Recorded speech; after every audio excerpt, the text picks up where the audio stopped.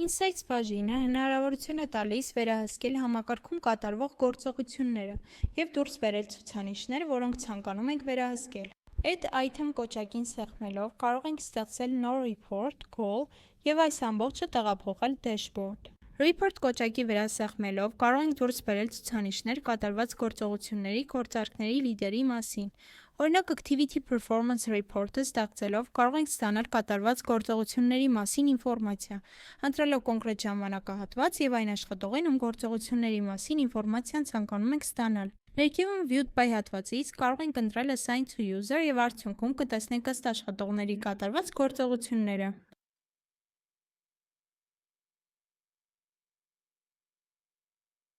Deal Performance-ի միջոցով կարող ենք տեսնել կոնկրետ ժամանակահատվածում հաջողությամբ կատարված գործարքները։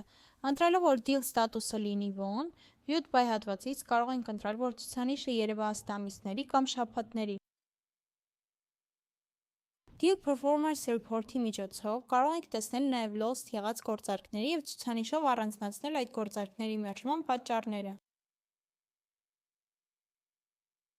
Deal Conversion Report-ի միջոցով կարող ենք տեսնել գործարքների կոնվերսիան ըստ փուլերի։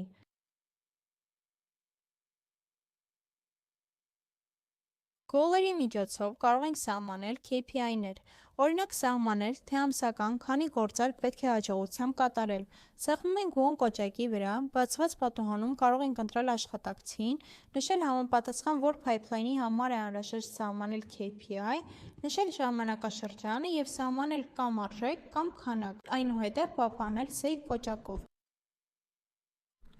Կարող ենք սահմանել KPI-ներ նաև կատարվող գործողությունների համար, ընտրելով Activity Completed, երբ գործողությունը կավարտվի, կամ Edit, երբ գործողությունը ավելացված կլինի, նորից լրացնում ենք համապատասխան դաշտերը և պահպանում։